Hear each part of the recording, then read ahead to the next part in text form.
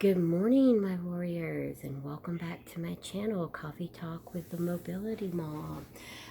If you're new here, go ahead and hit that subscribe button. And if you're a returning viewer and haven't done so, hit that subscribe button and make sure you hit the little bell button, but the little bell thing next to it so you're notified when videos go up. But please, please, please subscribe if you're enjoying anything that I'm doing. I really appreciate the support, and I am very appreciative of it, and I thank you for it. And so please subscribe, and let's get started.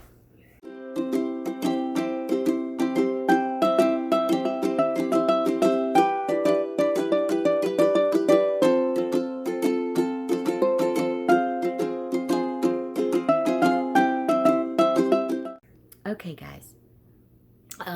I had somebody the other day after we talked about the Genie Plus and the DAS passes ask me if I actually purchased the Disney Plus, the little Genie Plus thing. I always get confused calling it the Genie Plus, if I purchased it for my entire vacation.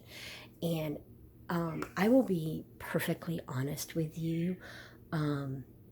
I don't purchase it for every day that I'm there. I actually travel a little different at Disney because I do it with a disability. And usually when I go, I'm down there for anywhere from 3 to 4 days at any given time. I do make single day trips because I'm only about 2 hours north of Disney. I do day like single days at Disney where I just go down and I do pictures, or I might ride 1 or 2 rides or whatever. And on those days I don't really do the Genie Plus. But if I am staying multiple days, which I do anywhere from 4 to 6 times a year, I will go down for like 3 to 4 days at a time. I break my days up. And I tell my clients this too, even if you're only coming once a year, if you are coming down, say for anywhere from 4 to 6 days, usually most of my clients come anywhere from 4 to 6 days. And I say my clients because if you don't already know, I am a Disney travel planner. I'm an affiliate with Academy Travel, and I help plan vacations, and my services are 100% free, and the information I know is just what I've learned from my own personal vacations and what I've learned from feedback from clients. But for me personally, this is just my personal opinion of how I do Disney. And as I said, I do it with a chronic kidney disease and a mobility struggle from the damage that was done to my nervous system due to a coma. So this is how I do it. I am in no way a cast member. I'm not a licensed medical professional. None of that. This is just my personal thoughts on it from being a fan of Disney and going to Disney for 25 plus years with a disability. That said, what I usually like to tell my clients from my own personal experience, if I am doing Disney 4, 5, 6, 7 days, whatever it is in a period of time, usually for me it's 4 days, and I usually do 4 days, like I said, anywhere from 4 to 6 times a year. I break my days up, and I do that because I know I need the rest. And so I usually only get the Genie Plus. This last trip that I took was for my birthday back in November. I was there for 4 days, and I bought the Genie Plus for 2 of those 4 days. And I do this because what I do is that I pick 2 or 3 days, depending on how long your vacation are. But mine's usually 2 days because I do the 4 days. I do, sorry about that if I'm looking up under my glasses. Somebody was just trying to call in and I didn't recognize the number. But I usually take 2 of my 4 days and I make them laser focused days on rides. Those 2 days I get the Genie Plus, or sometimes I'll just do the straight DAS pass, but usually I do the Genie Plus because I find it a little bit easier.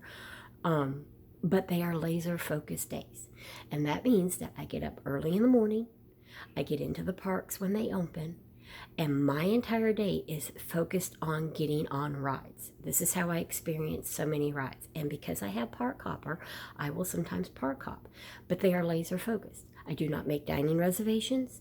I rarely stop for counter serves. I usually stuff my backpack full of snacks.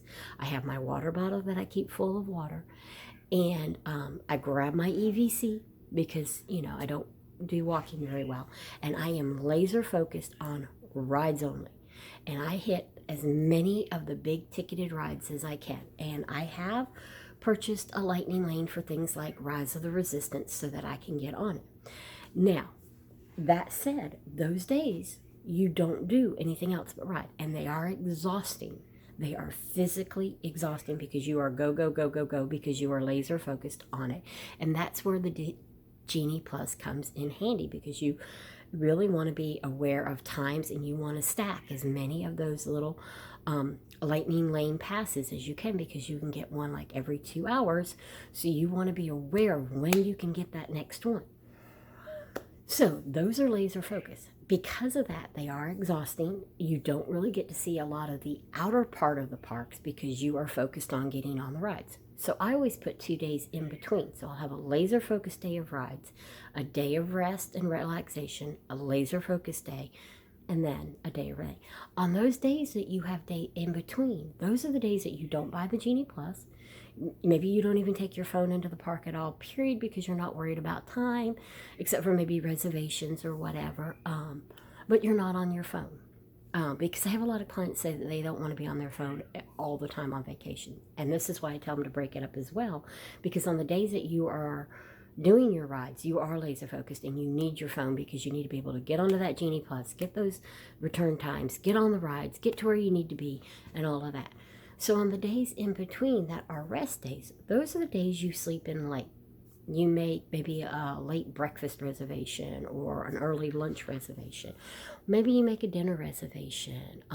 You take your time in the morning. Maybe take your coffee down by the pool and watch maybe if you are our normal early riser, you get up and watch the sunrise. Or you just take your coffee down by the pool to people watch.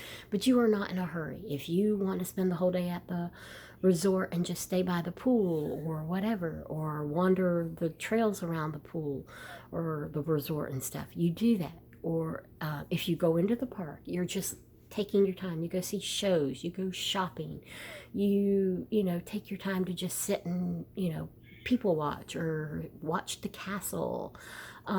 Those are the days that are really slow. Maybe you go down to the Wilderness Lodge and go visit the horses, or maybe you take a carriage ride. Maybe you rent a boat and go fishing. There is like so much to do outside of the parks and rides, as well as in the park. Like if it is a lazy day and you want to go in the park, maybe you take the time to go watch a show. I mean, over at Hollywood Studios, there's the Frozen sing-along that you might go watch. Or at Epcot, maybe you go there and, maybe have a lunch in one of the countries. But they're very slow days and you're not on a time frame, and you just, wherever the wind takes you, you go. That's how I break my days down. That is how I do it. I have days that are laser focused, that are ride. And then days in between that I just take my time. Those days that I'm not laser focused on rides, I sleep in until about 8-9 o'clock.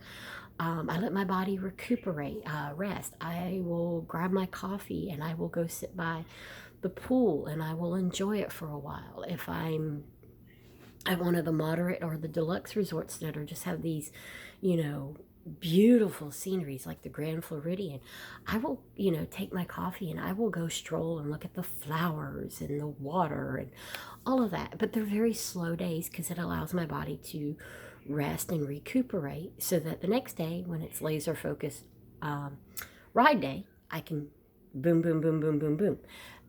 And that's kind of how I tell my clients to do it. If you are staying several days, break your days up. Have days where it's all rides, so you can get in as many rides as you can, because it is a lot. There is a lot of rides to do, and it takes laser focus, and you are go, go, go, go, go. So you eat your snacks on the run and all of that. on the in-between days, those are the days you fill it in with all the other stuff that Disney has to offer. There's putt-putt, there's the water parks, there's the pools that are all themed. There's horses, carriage rides. I mean, there's Disney Springs with like loads of shopping.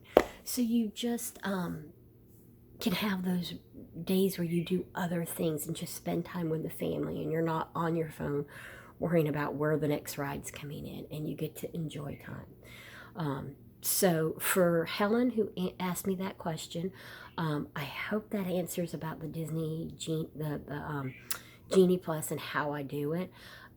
If you have any questions for me at all, feel free to ask me. Like I said, I am not a cast member. I am a Disney travel planner with Academy Travel, but more importantly, I have been doing Disney for 25 plus years. Most of what I know is just my own personal experience. It is not something that I've learned in a book or by being anything. It's just my personal experience as someone who goes to Disney, who writes on my blog about Disney. But I am a Disney travel planner. I am free, and even if you don't book your vacation with me or thing, you are more than welcome to ask me any questions you want. I will answer them the best I can. But yeah, that is how for Helen, who asked me about buying the Genie Plus, that is how I do it. I usually buy it for 2 of the days that I'm there, maybe 3 depending on how long. Usually, like I say, my personal vacations are usually 4 days. So I do 2 days Genie Plus, 2 days of just rest and relaxation. Excuse me. And so that's how I do it. And so, I hope that helps. And, and today's coffee is brought to you by my Pixar mug of Up.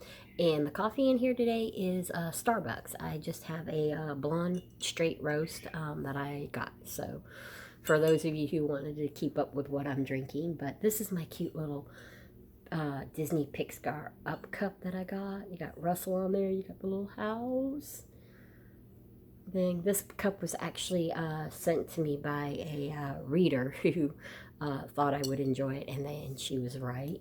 But got my Pixar, got my Starbucks coffee.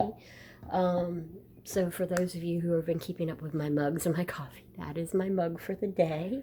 And again, thank you, Helen, for your question. I appreciate it. I really do, and I appreciate your support. And we'll talk again soon. And don't forget, please subscribe. Please, please, please. My goal is 1,000 subscribers this year, so if you can help me out, I appreciate it. In the meantime, have a blessed and wonderful day. Bye.